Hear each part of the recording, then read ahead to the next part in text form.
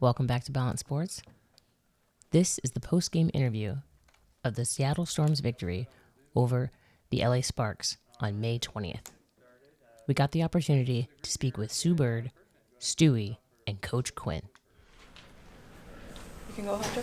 Hi guys, great battle tonight. Really good game with LA. What was kind of the factor in allowing them to come back in the fourth quarter, and then what do you guys helped? What helped you build that lead in the first half?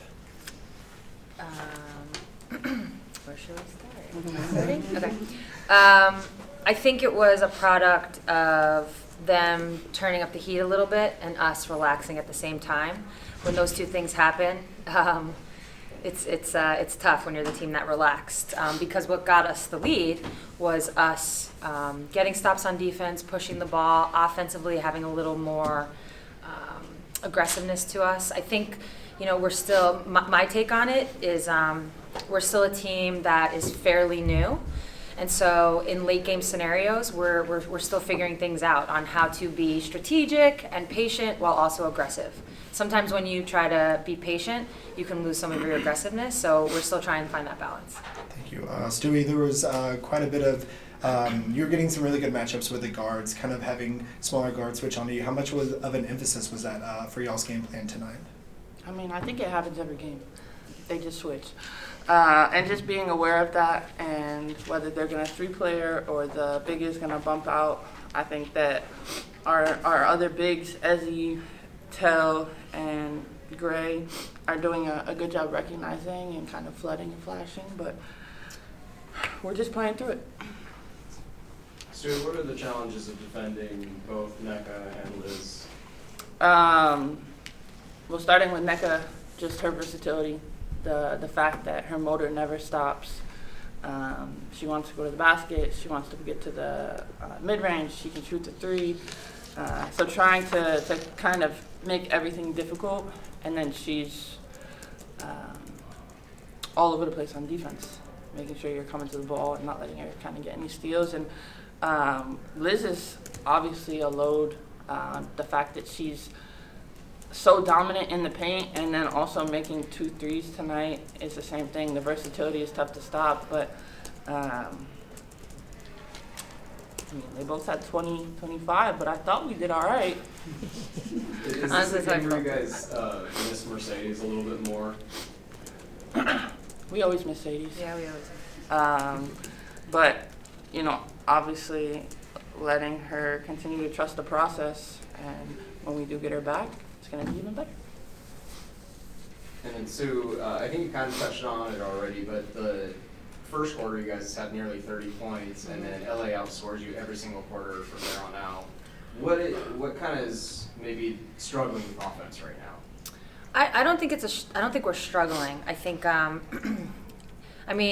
there's also like a reality to, I don't know that you're going to score 30 every quarter and the team's going to roll over and die. That's not what the WNBA is.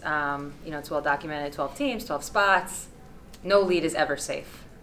So with that, I think it's more when you get a big lead, it's how does that impact you mentally. It's not necessarily like what we're running. It's kind of how we're running it.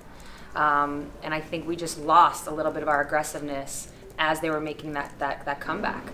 And to me, it wasn't really, it was more so like the fourth quarter. Like the second and the third felt like back and forth a little bit, but we still had, you guys would know better than me, like felt like a 10, 11 point lead, like pretty consistently.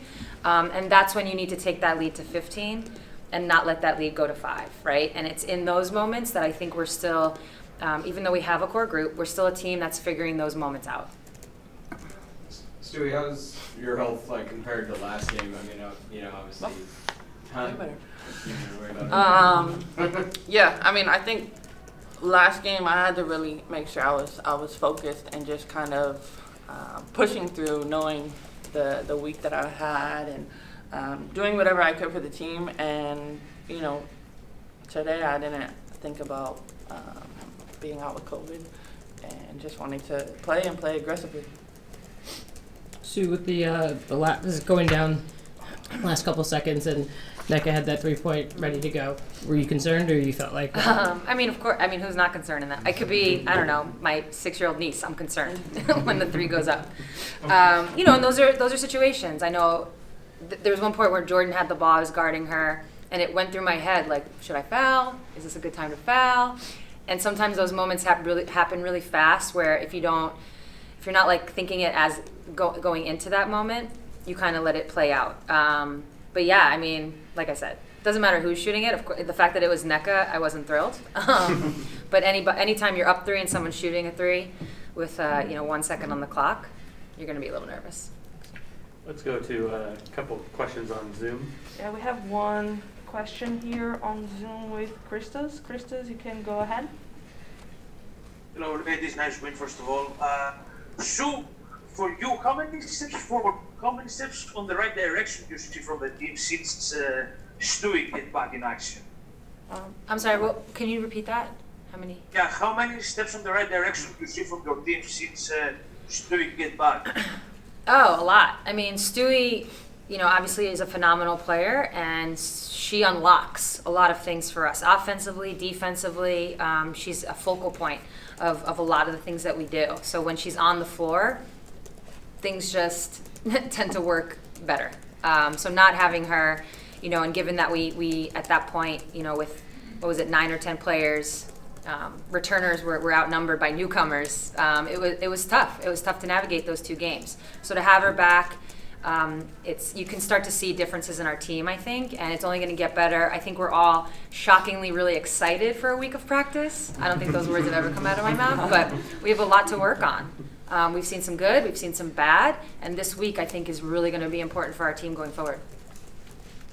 And for you to see your shots falling early in the game, how different is the mindset and the psychology of the team, and especially for you when you see your shots falling early in the game?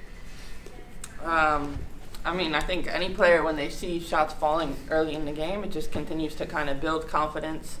For me, if I can kind of get to the basket, get easy ones going, then it kind of opens up everything else. But just continuing to be aggressive, trying to read their ball screen defense, and attacking when I could. Thank you, Christos. And then any other questions in the room before we wrap up, Jeff? Yeah, so this is now back-to-back games where you guys finish winning the game on a defensive play. I guess just talk about like that. Yeah, so I think we're happy about that, knowing that when we needed to stop, we got one. But I think both games could have been won a couple minutes before that. So you got to work on both things, or I should say you could be happy about both things. Happy that we're getting the stop when we need it. I'm sorry, we can be happy about that. Maybe not so happy about the fact that it's getting to that point. But it's all areas of improvement and growth. And like I said, we have a week to figure that stuff out. Hunter had one more. Diana was talking last game that you guys just know how to play basketball the right game, and that even though it's really tough to come in and play Seattle, there's just a level of respect. I would just love to know, what is it that Seattle does that plays basketball exactly the right way? What does that look like for y'all's team? The right way? I just think we have, players on our team, and this isn't just this one year. I think it's been pretty much the entire time I've been here, just like a great culture. I think we have high IQ players that understand the game, players that, when you're the best player on the team, you play that way. And when you're a player that has to play a role, you play that way. And everybody buys into that. I think a lot of that has to do with the culture. We've also had incredible talent throughout the years. I'm sure everyone's going to be like, they have 4 number 1 picks, of course. Which is fair, but we've lived up to it in a lot of ways. So that is, I think, what this franchise really prides itself on. If I had to pick one word, it's culture. And the rest just kind of falls into place. Thanks. Well, thanks, ladies. Appreciate it. We'll see you back out there on Monday for practice. Coach Quinn will be here in just a few minutes.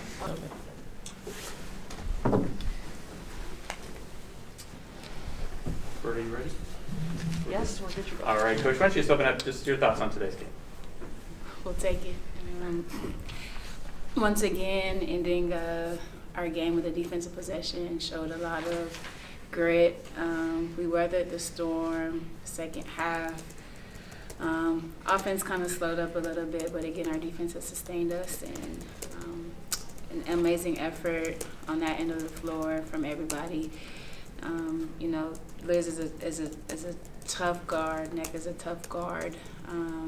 And they kind of got busy tonight, but overall just enjoyed our effort. I'm just happy to be walking away with a win. Sounds great. First, you want to show us up for questions in the room. Yeah, just to like that right there. Just how tough of a guard is Liz, and just what types of things were you trying to do to disrupt her? Just to show bodies, you know, we're trusting Ezzy to just find her early in the possession, pressure on the ball. When you think about defending the post, it's not just one person's matchup, it's a team match. It's a team effort. So pressure on the ball, making sure we have help side, trapping her when she gets it low. And then, you know, trying to put her in ball screens on the other end to kind of tire her out. And there was a point where she did get a little bit gassed, but she got in a groove. So, yeah, it's tough. She's a load. And, you know, I kudos to Ezzy for fighting and trying to, you know, limit her as much as possible. And just the last play there, just what things did you want to do defensively, and was that how you wanted to that play to go down? Yeah, end the game with a stop.